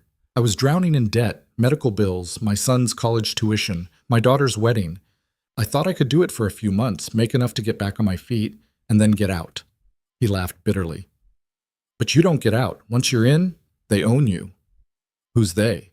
Lucas asked. Kane's organization. They've got people everywhere. Tech firms, defense contractors, pharmaceutical companies. They collect intel, sell it to competitors, sometimes to foreign governments. It's a multi-million-dollar operation. Treadwell looked at Alara. And they're not happy that you exposed part of it. Alara's jaw tightened. So they sent someone to Lucas's apartment. That was just a test, to see how you'd react. If you panic, if you go to the police, they know you're still vulnerable. If you don't, he trailed off. If we don't, they escalate, Lucas finished. Treadwell nodded. Kane doesn't like loose ends, and right now, both of you are very loose ends. Alara leaned forward. Give me a name. Someone we can trace. Someone the FBI can use. Treadwell hesitated. Then he pulled a folded piece of paper from his jumpsuit pocket and slid it across the table. This is everyone I know who's connected to Kane. Some of them are still active. Some of them might be willing to flip if the feds offer them a deal. Lucas unfolded the paper. There were 12 names, each with a company affiliation and a brief note. His eyes caught on one near the bottom. Victor Kane, independent, last known location, Seattle. Lucas looked up. You know where he is? I know where he was 3 weeks ago. He moves around a lot, but he's got a pattern. The feds can track him if they move fast. Alara took the paper and stood. If this information checks out, I'll make sure your lawyer knows you cooperated. Thank you. She paused at the door. Marcus. He looked up. I trusted you, Alara said quietly, and you betrayed me. I don't know if I'll ever forgive you for that. Treadwell's face crumpled. I know. Alara turned and walked out. Lucas followed. Eat. They gave the list to the FBI that afternoon. The lead agent, the same stone-faced woman who'd interviewed Lucas after the investor event, reviewed it carefully, then nodded. This is good. Really good. We've been trying to get a lead on Kane for 2 years. How long until you move on it? Alara asked. 72 hours, maybe less. We'll coordinate with Seattle PD, set up surveillance, wait for the right moment. The agent looked at Lucas. In the meantime, I'd recommend you stay vigilant. If Kane knows Treadwell talked, he might accelerate his timeline. Meaning he might come after you directly. Lucas felt his chest tighten. What do you recommend? Private security. Safe house if you've got the resources. And don't go anywhere alone. Alara insisted Lucas and Mia stay at her place.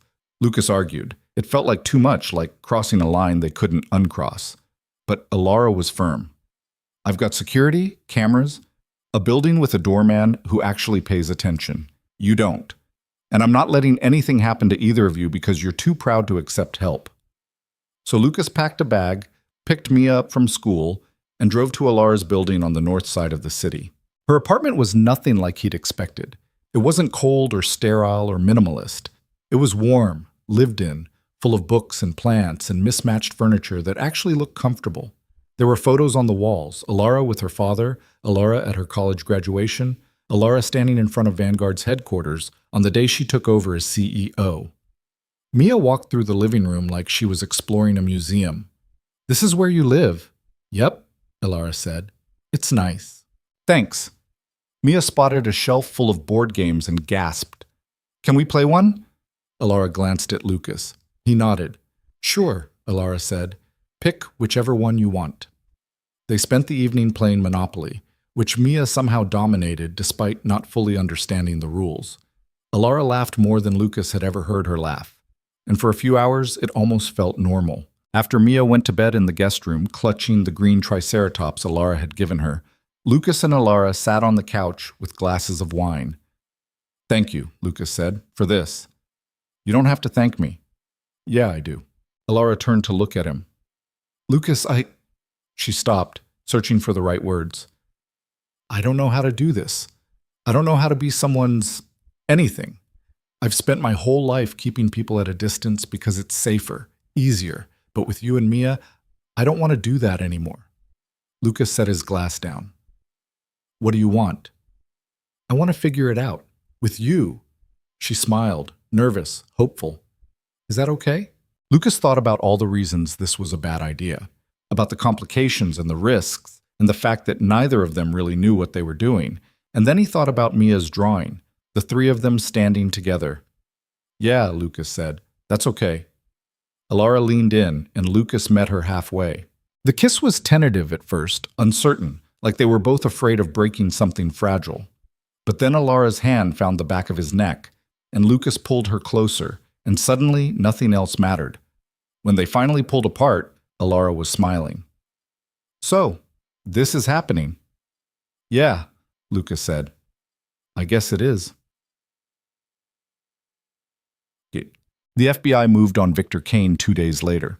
They arrested him outside a warehouse in Seattle, along with 4 other operatives who'd been meeting to plan their next extraction.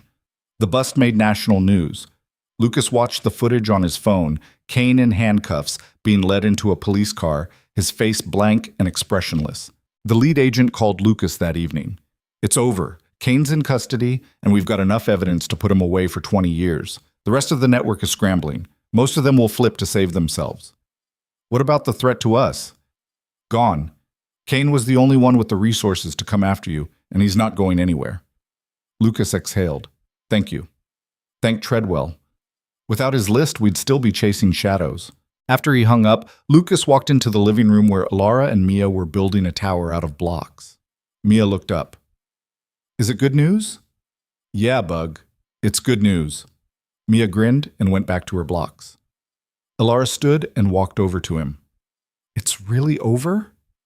It's really over. She hugged him, and Lucas held her, feeling something in his chest finally loosen. A week later, Lucas and Mia moved back to their apartment. Alara helped them unpack, and when everything was put away, she stood in the kitchen looking around like she was trying to memorize the space. You know, she said, you could always come back, if you wanted. Lucas smiled. We'll visit. A lot. Good. Mia ran up and hugged Alara's legs. Will you come to my birthday party? It's in 3 weeks. Alara crouched down. I wouldn't miss it. Promise? Promise. After Alara left, Mia pulled out her crayons and started drawing. Lucas sat beside her, watching as she sketched a house. 3 stick figures standing in front of it, a big yellow sun in the corner. Is that us? Lucas asked. Mia nodded. And Miss Alara? Lucas looked at the drawing for a long time. Then he said, You know things might not be perfect, right? Life's messy. People make mistakes. I know, Mia said, still coloring, but that's okay. Yeah? Yeah, as long as we're together. Lucas felt his throat tighten. He pulled Mia into a hug and she laughed, squirming. Daddy, you're squishing me. Sorry. She went back to her drawing and Lucas sat there, watching her work, thinking about everything they'd been through.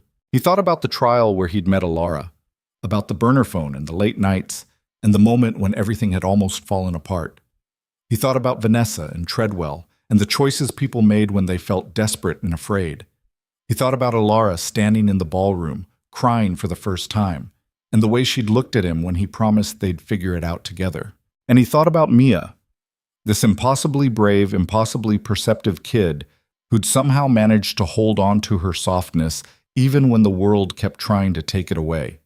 Lucas had spent most of his life running, from his past, from his mistakes, from the idea that he deserved anything good. He'd built walls and kept people at arm's length because it felt safer that way. But maybe safety wasn't the point. Maybe the point was finding people worth fighting for. People who saw you at your worst and chose to stay anyway. People who made you believe that the future could be something other than survival. Mia held up her drawing. Done. Lucas looked at it. The house, the 3 stick figures, the yellow sun. It's perfect, he said. Mia beamed. I'm going to give it to Miss Alara. She'll love it. Cheated. 3 weeks later, Mia's birthday party was held at a park near their apartment. It was small, just a few kids from her school, Maria the sitter, Garrett and his wife, and Alara. She showed up with a gift bag so big Mia could barely lift it, and when Mia opened it and found a remote-controlled dinosaur that roared and walked on its own, she screamed with joy. Lucas watched from the picnic table as Mia chased the dinosaur around the grass, laughing so hard she could barely breathe. Alara sat down beside him. You spoil her, Lucas said. Someone has to. They sat in comfortable silence for a while, watching the kids play. Then Alara said, I've been thinking. About? About what comes next. For us. Lucas turned to look at her. And? And I don't know, but I want to find out. She smiled. If you do. Lucas thought about the past few months, about the coffee shop and the late-night conversations, and the way Alara had looked at Mia's drawing like it was the most important thing in the world. He thought about the fact that life was messy and complicated and full of risks. But maybe that was okay. Maybe the people worth keeping were the ones who stuck around through the mess. Yeah, Lucas said, I do. Alara took his hand and they sat there together, watching Mia play, the sun warm on their faces. And for the first time in longer than Lucas could remember, he felt like maybe, just maybe, everything was going to be okay. Months turned into a year. Lucas stayed on as head of security, and Alara continued to rebuild Vanguard into something stronger, more transparent, more resilient. They worked together, side by side, and slowly the lines between professional and personal blurred, until there was no point pretending they were just colleagues anymore. Mia started calling Alara by her first name without the miss, and Alara started keeping a drawer of Mia's things at her apartment: pajamas, toothbrush, the stuffed triceratops. They didn't rush. They didn't make grand declarations or promises they weren't sure they could keep. They just took it one day at a time, figuring it out as they went. And on the days when things got hard, when work was overwhelming or Mia had a nightmare or Lucas felt the weight of his past pressing down on him, they leaned on each other.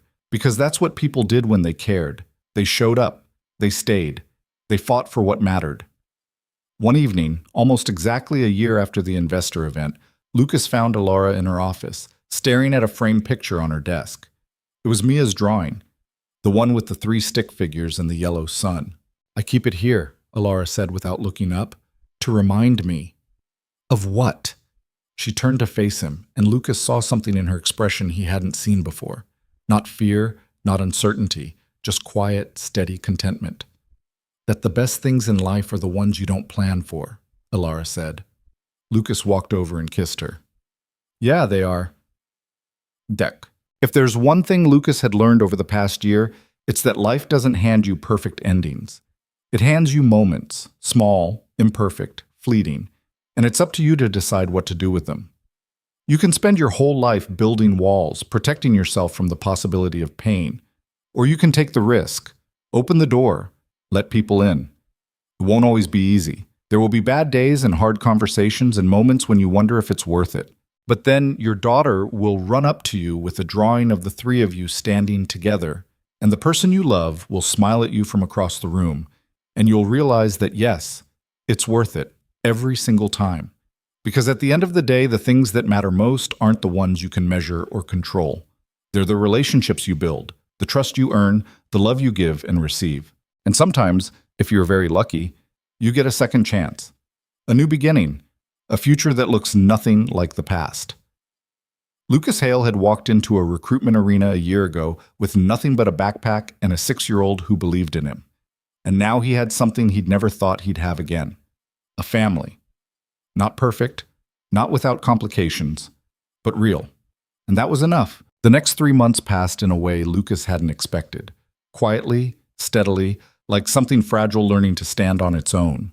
Garrett officially retired at the end of October, and Lucas took over as head of security with a mix of pride and terror that he did his best not to show.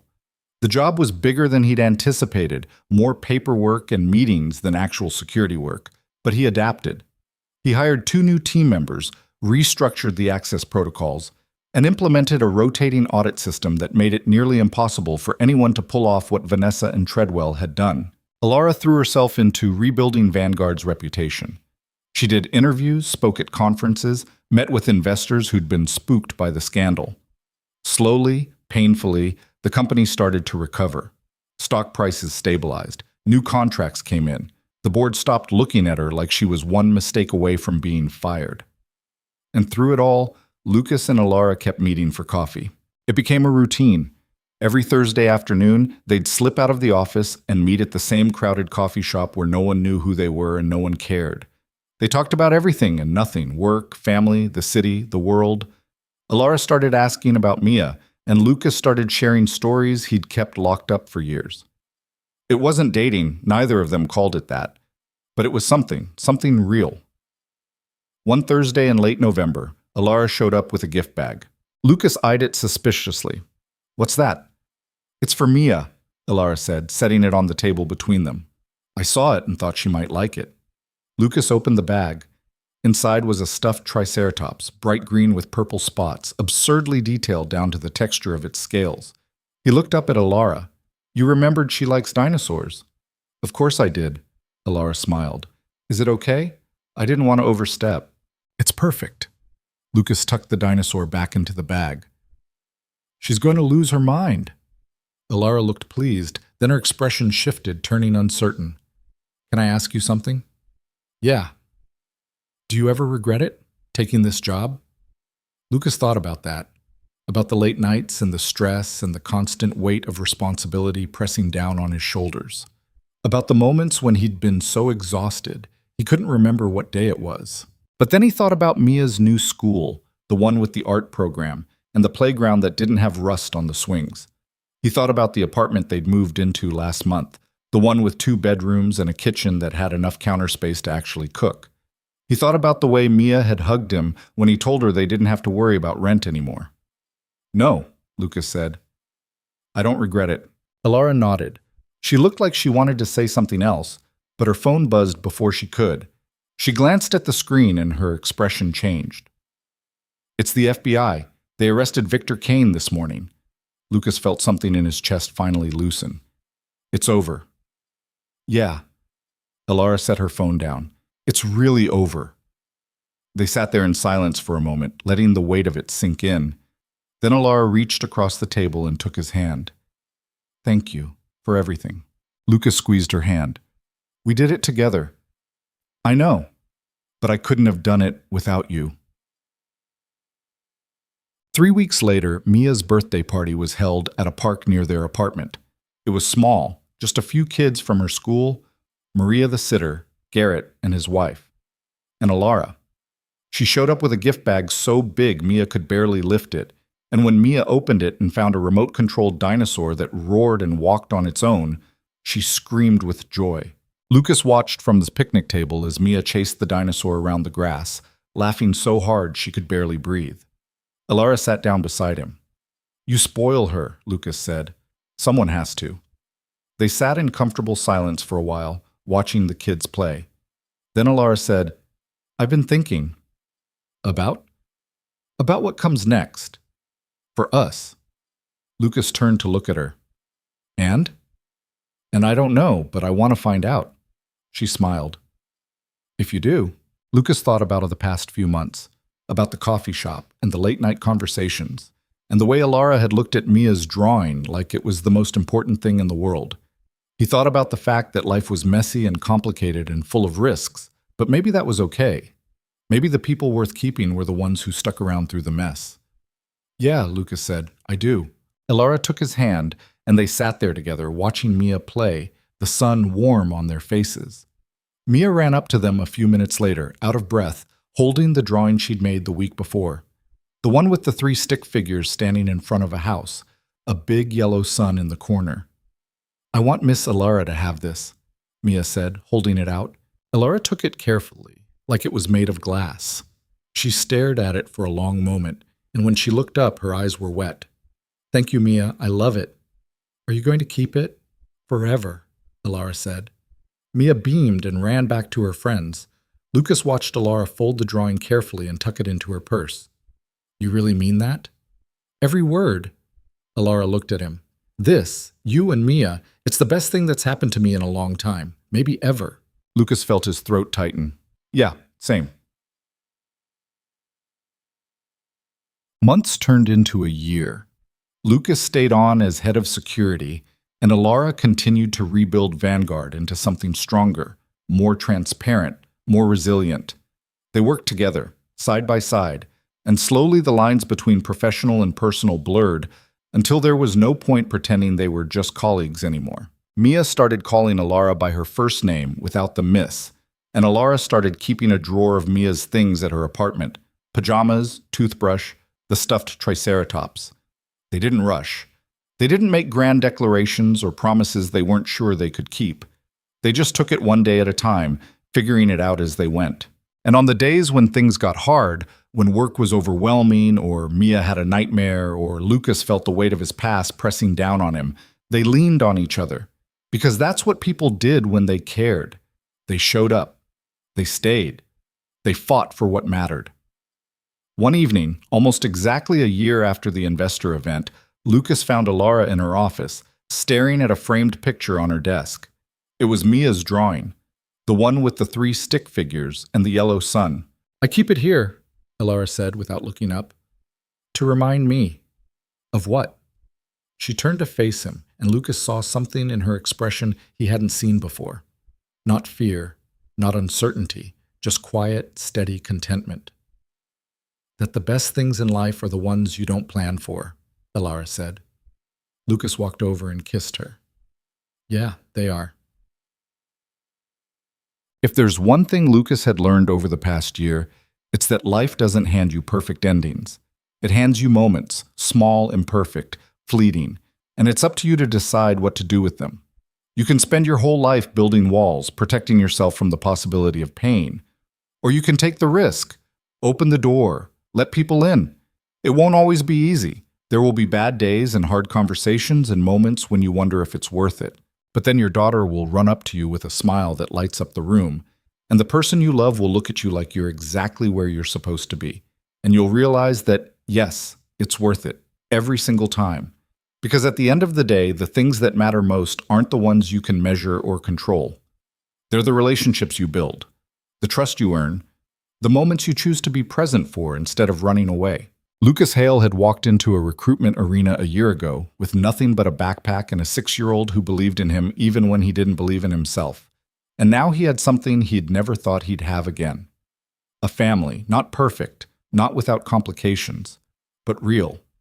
Built on honesty and effort and the willingness to keep showing up even when it's hard. And that was enough, more than enough. It was everything.